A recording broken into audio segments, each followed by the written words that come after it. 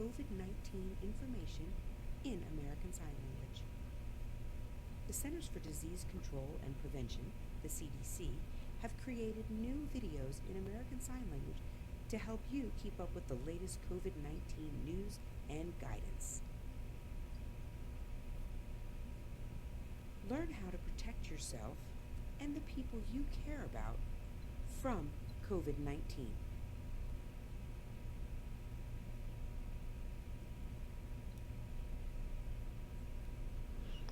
Hello, everyone. How are you doing?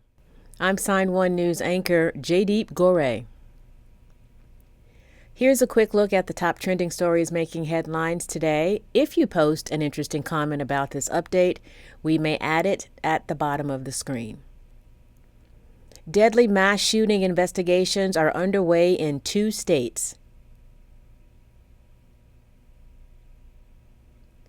In Dadeville, Alabama, at least 4 people are dead following a Sweet 16 birthday party where at least 15 teens were treated for gunshot wounds.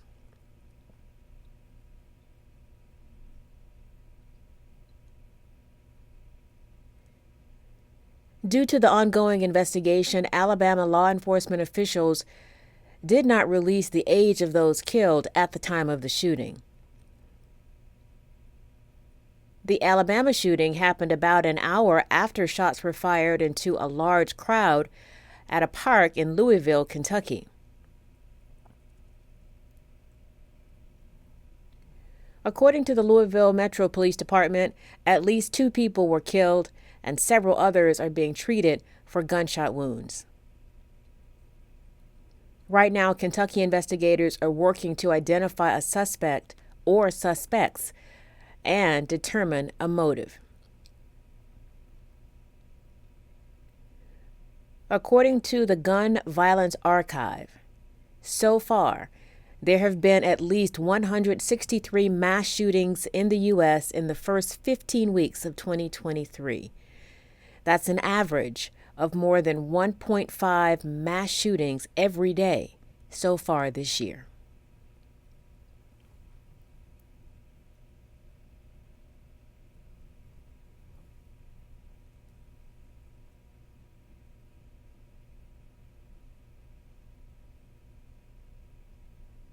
"16-year-old Kansas City teen Ralph Yarl is in the hospital after he accidentally went to the wrong house to pick up his brothers and was shot in the head and chest by the homeowner.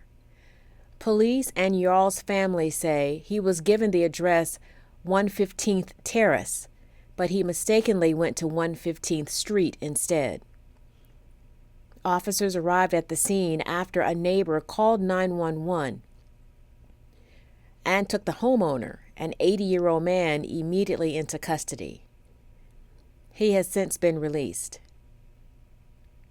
Miraculously, Yarl survived the shooting and is listed in stable condition.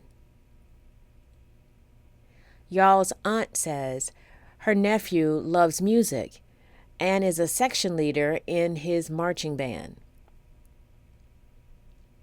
She says his goal is to attend Texas A&M University to study chemical engineering. Lawyers for Yarl's family are demanding a swift action to identify, arrest, and prosecute the man responsible for the shooting.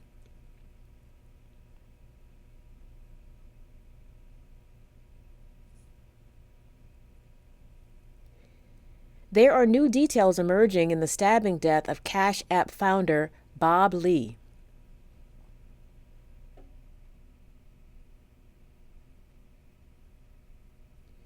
"38-year-old suspect Nima Momeni is accused of stabbing and killing Lee in San Francisco early in the morning on April 4th. Momeni made his first court appearance on Friday, the same day new documents in the case were released. Authorities say evidence shows the 2 men knew each other. And documents released by the San Francisco District Attorney's Office reveal Lee was apparently out drinking with Momeni's sister the night before his death.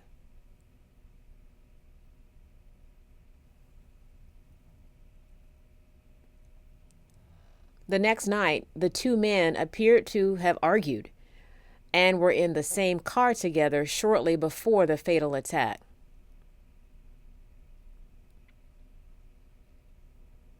Court documents also reveal the knife used in the stabbing has been recovered. Momeni's attorney said his loved ones are supporting him, and the true facts about what happened will come out eventually.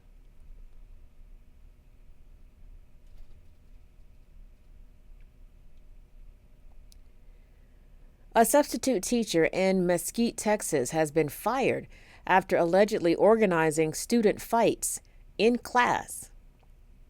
A 13-year-old student shot this video of the incident at Kimbrough Middle School. The Mesquite School District confirmed the incident did happen. According to the school district's investigation, the teacher encouraged fights, explained the rules for the kids to follow, and even had a student keep an eye out on the classroom door while the fights took place. Now the mother of the student who shot the video says she fears for her daughter's safety. She says her daughter is receiving threats for shooting the video, and that her daughter did not want to fight and suffered name-calling from other students for not participating. She says she is not satisfied with the school district's response and is considering hiring a lawyer.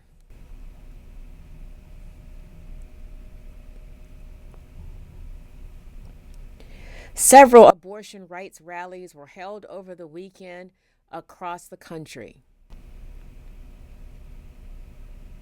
The protests are over a Texas judge suspending the FDA's approval of the abortion pill mifepristone. Now the U.S. Supreme Court is facing the most important abortion-related dispute since Roe v. Wade was overturned last summer.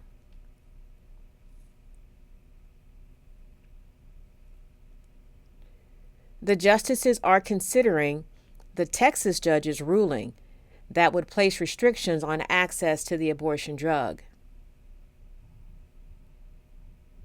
Supreme Court Justice Samuel Alito is extending a lower court's delay on the ruling at least until Wednesday night to give the judges time to fully examine the issues.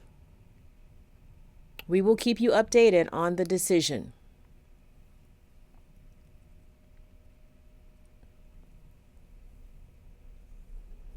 We now know who will be performing at King Charles's Coronation concert next month.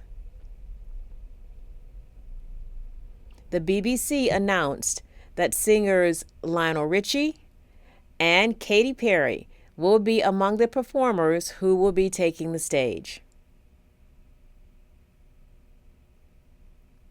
The network is the broadcaster and organizer of the concert, which will draw a crowd of about 20,000 people. Other performers include international opera star Andrea Bocelli and the British pop group Take That.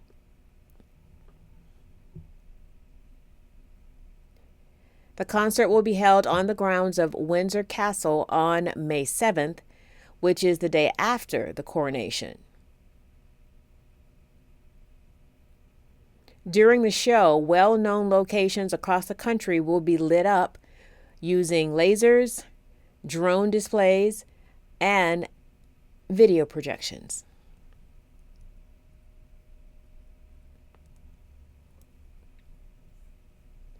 A hilarious video of a man in North Carolina coming face to face with a bear has gone viral. the man was relaxing in a lounge chair on his patio.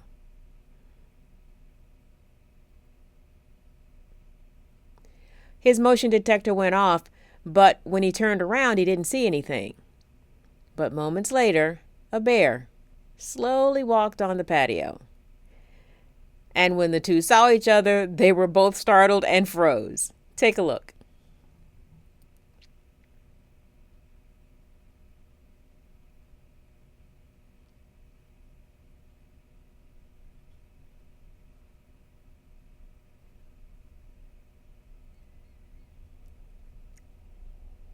The man admitted that his body completely froze. Fortunately, the bear didn't move towards the man. He just ran off. And the man admits this is not the first time this bear has shown up. He said he noticed the same bear looking through his trash cans in the past.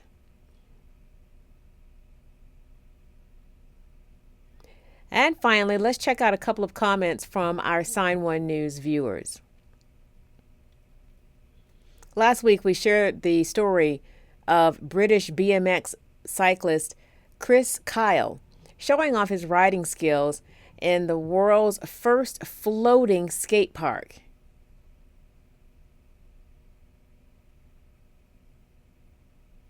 It's 2,000 feet in the air in a hot air balloon.